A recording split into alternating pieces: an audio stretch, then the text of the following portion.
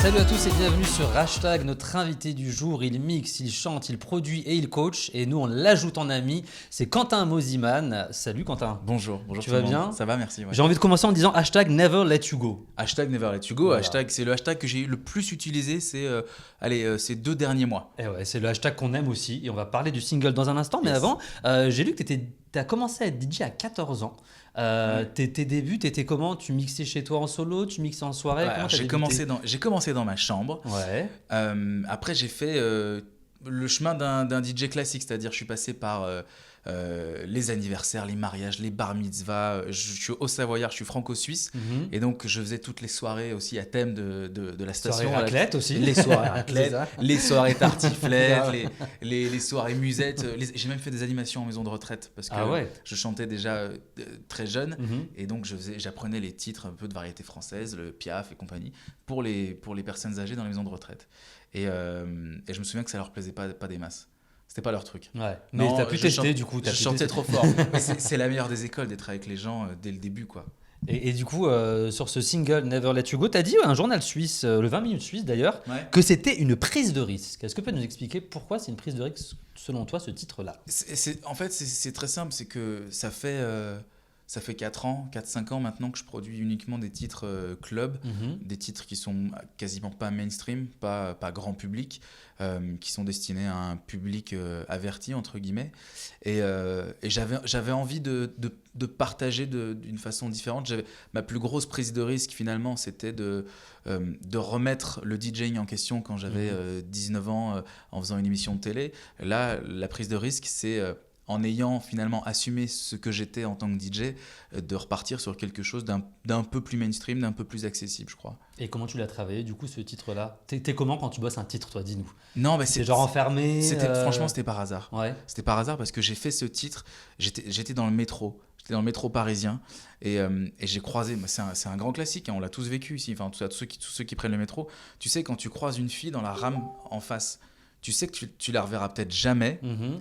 Et tu la vois et tu te dis si ça se trouve elle pense la même chose. Mhm. Moi je me dis mais attends, c'est love at first sight, quoi. C'est le truc, tu te dis c'est C'est incroyable. le début d'une histoire. quoi. Ouais. Et en fait non, c'est le début de rien du tout parce que la rame repart, le train, le métro repart et je suis rentré au studio, je me suis dit mais attends, il faut que je fasse un truc. J'étais avec un pote hollandais à ce moment-là. On a gratté un truc très très très vite et c'était Never Let You Go. Et voilà, c'est une histoire impossible.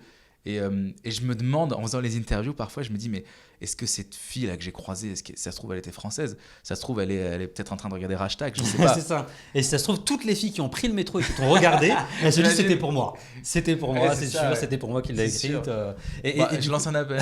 bah, n'hésite pas d'ailleurs. Si vous vous reconnaissez, c'était quand à peu Il y a près? un an. Il y a un an. peu plus d'un an, ouais. T'étais où? C'était à Paris? Châtelet. Châtelet, on est sur la ligne 1, ligne Ouais. 4. Châtelet, direction Gambetta. Non, attends, c'était où déjà? Ah non, il n'y a pas de Gambetta à Ah direction bah non, Châtelet. non, parce que c'était non, Gare de Lyon. Pardon. Gare de Lyon. Voilà, il y a une station. S'il y a un an, vous étiez à la gare de Lyon et vous avez vu ce garçon T'imagines à le l'autre truc. rame, n'hésitez, ce serait tellement drôle qu'il y ait une personne qui N'hésitez pas. réponde. Le titre a cartonné, il a eu un immense succès, les gens sur les réseaux sociaux le partagent. Et le clip, moi, m'a bluffé quand même. C'est vrai. D'où est venue cette idée dingue du clip avec le casque à réalité virtuelle? Écoute, c'est pas de moi. C'est Mhm. une idée de David Tomaszewski, qui est un réalisateur absolument incroyable. Moi, je l'ai découvert quand il travaillait, quand il a créé finalement l'univers autour d'Orelsan, Mhm. notamment sur le clip qu'il a réalisé, Raël San et d'autres. Et j'avais déjà été complètement subjugué par la créativité, par l'image, la lumière, enfin tout ce qu'il avait pu faire dans ça. Et quand je suis arrivé chez Parlophone, Warner, et qu'on m'a dit bah, on a plusieurs réals, et qu'ils m'ont dit on connaît David Tomaszewski, peut-être qu'il serait d'accord de faire un truc. J'ai dit mais ouais, mais c'est sûr, c'est le destin, on fonce quoi. Et il est revenu avec un premier synopsis, et je lui ai dit écoute, fais ce que tu veux quoi. Fais ce que tu veux parce que je sais que ça sera dans l'air du temps, que ce sera quelque chose de bien. Et alors il est parti sur ce trip de l'haptique. C'est une nouvelle technologie, l'haptique. C'est de ressentir les choses via la VR. Et donc, il y a des mecs qui bossent là-dessus. Hein. C'est un peu comme s'il y a 20 ans, des mecs bossaient sur le tactile. Aujourd'hui, ça nous fait rien d'avoir un truc tactile, mais il y a des mecs qui ont bossé là-dessus. À l'époque, il fallait bien que les gens bossent dessus. Ouais, exactement. Et donc là, il y a des gars qui bossent sur l'haptique. Et peut-être, j'espère que ce clip sera un peu un peu visionnaire, en tout cas dans l'air du temps. Ouais, c'est un clip très réussi. Est-ce que toi, t'es plutôt geek dans la vie ou pas? Ah, complètement, ouais. Ouais, genre Ouais. ultra connecté, Ah ouais, on est complètement. en stade d'avancée, téléphone, réseaux Ah bah sociaux, console, tout ça? Ah oui, Ultra geek? moi j'ai toutes les consoles. Non mais attends, j'ai- Consolophile, je suis mais tu- consolophile. mais c'est-à-dire que j'ai monté un nouveau studio d'enregistrement, mais je me suis dit en montant ce studio d'enregistrement, je veux que ce soit un rêve de gosse. Mhm. Et je veux pouvoir, si je suis inspiré à 3 heures du mat, aller au studio ou si j'ai envie de jouer. Et donc j'ai acheté, ça coûte pas cher du tout, mais c'est un émulateur de vieilles consoles. Mhm. On trouve ça partout, mais du coup tu peux jouer avec tes jeux de Nintendo 64, de Mega Drive, enfin c'est... Bon, Tu peux jouer aujourd'hui avec Ouais, des jeux de l'époque. ouais. D'accord. Si vous avez 15 ans, la Mega Drive, C'est ça vous parle pas. C'est ça. Mais- Mais nous, ça nous parle, parce Mais qu'on n'a pas attends, 15 ans. Le jeu qu'il y avait déjà dans la Mega Drive, la 32 bits, mais c'était un truc de dingue. Donc ultra geek, on aura compris ultra Ouais, geek. ouais, Donc ouais. si les gens veulent te faire des cadeaux, ils sauront Ouais. ce qu'il faut t'offrir. On peut parler un petit peu de l'album. Donc tu as signé chez Parlophone en décembre dernier, je crois, décembre, janvier. C'est ça, janvier. Ouais. Il va être comment l'album? Écoute, je travaille dessus. Ça va être à l'image du premier single, c'est-à-dire quelque chose qui est nouveau pour moi, un exercice nouveau, une envie de surprendre, une envie de ne pas rester dans les codes et en même temps, paradoxalement, de respecter ce que je suis, à savoir un DJ avant tout. Donc chaque titre a à chaque fois un pack de remix, a à chaque fois une version. Never Let You Go, il y a la version qu'on connaît qui est avec le clip. Et puis je me suis permis de faire aussi une version plus personnelle, plus club, qui s'appelle simplement Mosiman Remix, quoi. Mhm. Ça fait un peu égo surdimensionné. Non. C'est Never Let You Go, Mosiman Remix. By Moziman. By Mosiman. Mais non, mais c'est juste que j'avais besoin de ça, ouais. Et j'en profite pour te poser la question, ce petit changement de nom, est-ce que c'est un vrai changement de nom ou c'est juste distinguer l'artiste et la personnalité? En fait, c'est juste par hasard. C'est qu'à force de faire les interviews dans d'autres pays, avec Mhm. d'autres médias, ils ont du mal à dire Quentin. Quand je me retrouve en Italie ou en Chine et qu'ils me disent Quentin, ça marche pas non, trop. mais Quoi, tu sais qu'ils Quentin, n'arrivent pas à dire ouais. Quentin. Et donc, à chaque fois, ils commencent l'interview en disant Hi Mosiman, how are you? Donc, c'est resté comme ça. Et quand j'ai signé chez Parlophone, on s'est dit bah, on reste sur Mosiman. On fonce, C'est on y va. simple, c'est tout simple, tout bête. Et sur Parlophone, il y a plein d'artistes. David Guetta, il y a Zao, il y a Renaud. Est-ce que tu pourrais remixer un petit Renaud, un petit Zao? Tiens, maintenant vous êtes Ouais. un peu connectés. Tu sais que je vais te faire une confidence. Il y Ouais. il y a un groupe chez Parlophone dont je suis absolument dingue, que je rêverais de Avant, remixer. laisse-moi deviner, je crois savoir. Vas-y. C'est du iPhone ou du Synapson, l'un des deux. C'est iPhone. iPhone. On Grave. avait une question sur eux après. On la Ah garde bon, pour tout c'est à l'heure. vrai Ouais, on a une question Ah, je sur eux les après. adore, je les adore. Ils sont brillants, on en parlait, Ah on en ouais, parlait ouais. aussi nous Mais régulièrement. tous les uns entre eux, il y a une espèce de cohésion. Alors, je te garde la question.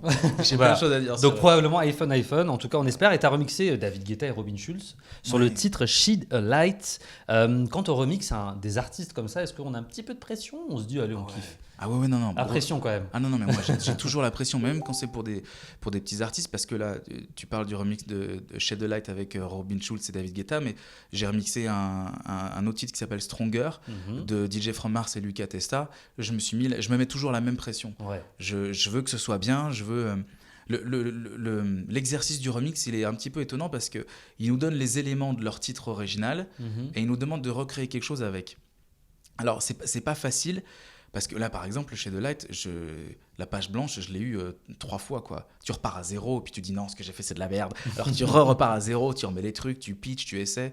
Et au final, j'en suis plutôt content de ce remix pour David et Robin Schulz. Ouais, bon travail. Le mec a bien bossé. Merci. Tu as eu plusieurs prix, dont le prix de Best DJ Performer, Best French DJ. Quand tu gagnes ces prix comme ça, est-ce que ça te booste ou est-ce qu'honnêtement ça change pas grand-chose? En vrai, entre nous. Entre Ouais. nous, ça booste toujours. Ouais, ça booste. Franchement, Ouais. ça fait toujours quelque chose. Moi, j'ai un parcours atypique. Je pense toujours à la Starac.